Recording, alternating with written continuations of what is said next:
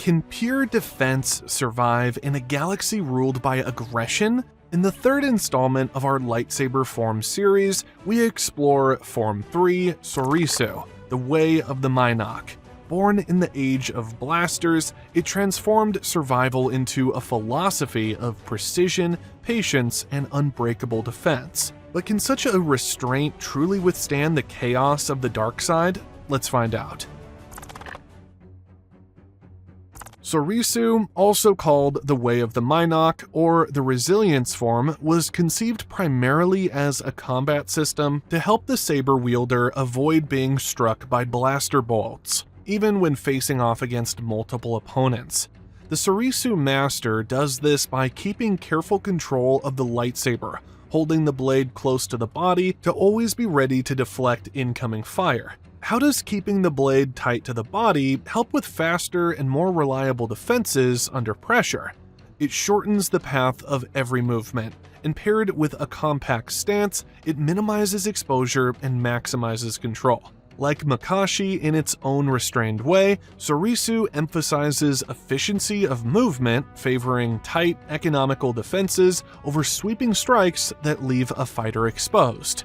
Why was conserving energy often more important than flashy moves in real combat situations? Because fights, especially with blasters flying or multiple opponents, aren't always won in the opening strike. A Soresu practitioner is always prepared for a drawn-out skirmish, waiting patiently for the enemy to tire out, lose focus, or overextend themselves. It's not about flash or flare, it's about survival. And in the hands of a true master, that survival becomes an art form. A highly skilled Soresu expert can even deflect blaster fire right back at the attacker, but the main goal is simply to stay alive. Although Soresu was designed mainly to deal with blasters, it turned out to be just as effective against other kinds of attacks, including lightsabers. So how did the flaws in earlier forms of lightsaber combat lead to the creation of Soresu? And what made it the perfect response to the galaxy's evolving threats? Lightsaber forms evolved with the Jedi Order's needs, but none reshaped the philosophy of combat more than Soresu. Shi-Cho, the earliest form, emerged in chaotic battles against many foes. It emphasized broad, sweeping strikes, powerful but imprecise. Like a broadsword in a crowd, its raw strength came at the cost of finesse. Makashi was built for a different battlefield. Refined duels, not chaotic war zones. It favored precision over power, deliberate thrusts, clean parries, and movement as sharp and intentional as the blade itself. A duel of finesse and economy, but poorly suited for blaster fire or group combat. Then came Soresu. Soresu wasn't about overpowering or outmaneuvering, it was about enduring. As blasters became the weapon of choice, Jedi needed survival more than aggression. Soresu refined defense to an art. Movements were tight, efficient, and circular. The blade stayed close, practitioners flowed from block to block, conserving energy, waiting out their foes. Where Shi-Cho controlled space and Makashi controlled the opponent, Soresu mastered control over self through discipline and patience. But how did this philosophy hold up in real battle? Soresu employed the deflecting slash, a subtle but deadly move that took the momentum from deflecting a blaster bolt and transformed it into a slashing strike. Not only could this close the gap before the attacker could even think about pulling the trigger again, but in skilled hands, it could also send a blaster bolt hurtling right back at the original shooter. So was precision counterfire a hallmark of Soresu? Not exactly. That particular finesse was more the territory of Form 5, Xian, whose practitioners specialized in redirecting enemy attacks with punishing accuracy. Still, a seasoned Soresu duelist could pull it off when the moment demanded it, especially when survival hinged on ending a firefight quickly. But what about facing multiple shooters? When bolts were flying from all directions, could even a master of defense hold out under such overwhelming fire? That's where the legendary Circle of Shelter came into play. By entering a moving meditation, a deep, force-fueled awareness of every enemy's position and intent, a Soresu master could create a living shield. How did they manage this constant barrage? Through tight footwork, instinctive blade angles, and a near-psychic sense of timing. They wove a spinning, seamless wall of deflection around themselves, buying precious seconds or even minutes against overwhelming odds. Each lightsaber form, including Soresu, didn't appear in a vacuum. Why did the Jedi need such drastically different combat styles over time? Because each generation faced new threats. In the ancient days, when sabers clashed saber against saber, precision dueling reigned supreme. But with the rise of blasters, war droids, and massed armies, survival demanded new techniques. And so, Soresu evolved as a direct answer to the chaos of modern warfare.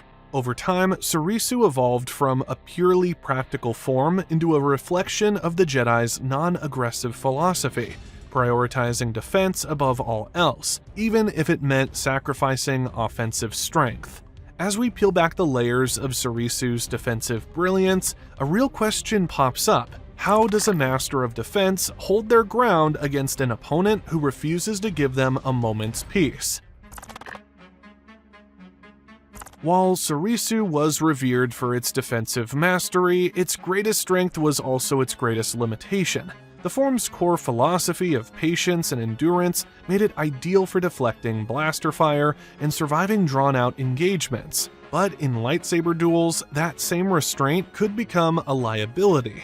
Soresu relies heavily on waiting for the opponent to make a mistake. Against aggressive or undisciplined foes, that worked. But against someone like Count Dooku, measured, relentless, and technically brilliant, it often wasn't enough. Just look at how many times Dooku took Obi-Wan out of the fight. In Attack of the Clones, Obi-Wan is disarmed and dropped in seconds. In Revenge of the Sith, same story. Knocked out of the duel before it even gets interesting. And in the Clone Wars, their matchups often ended with Obi-Wan forced to retreat or play for time. At a certain point, it felt less like patience and more like déjà vu. Soresu's lack of offensive momentum made it hard to end fights on your own terms, forcing users to rely on attrition rather than decisive strikes. That can work, especially against blaster-heavy enemies or reckless fighters like Grievous, where defense is an advantage. But against a duelist who could sustain pressure, the limitations became clear.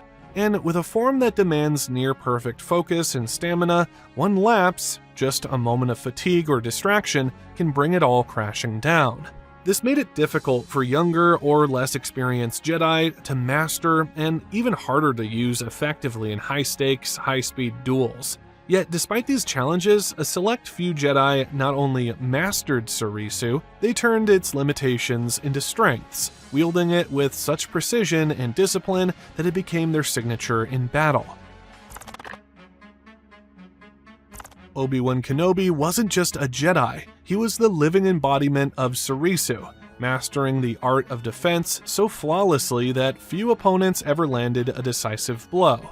In the beginning, Obi-Wan Kenobi was a staunch practitioner of Form 4 Ataru, a style of lightsaber combat that emphasizes agility, speed, and acrobatic strikes. Trained by his master, Qui-Gon Jinn, Obi-Wan's connection with Form 4 reflected Qui-Gon's own preference for this form, which was suited to fast-paced, aggressive combat, heavily reliant on mobility and the Force's power to maintain high-speed offense. However, Obi-Wan's world shifted dramatically during the events of The Phantom Menace. In his duel against Darth Maul, Obi-Wan witnessed firsthand the sheer strength and durability of a Sith who wielded a lightsaber with relentless offense and ferocity. Qui-Gon, the Jedi Master who had taught him, fell victim to the one glaring weakness of Ataru, its vulnerability in defense. The loss of Qui-Gon made him realize that his own combat approach needed refinement, particularly in terms of defensive readiness. Over time, he became one of its greatest masters, embodying Soresu's core philosophy, endurance, efficiency, and defense above all. And years later, when fate brought him face-to-face with Maul once again on Tatooine, it wasn't speed or style that won the fight. It was patience. Obi-Wan didn't fall for Maul's theatrics or rush in with flashy strikes.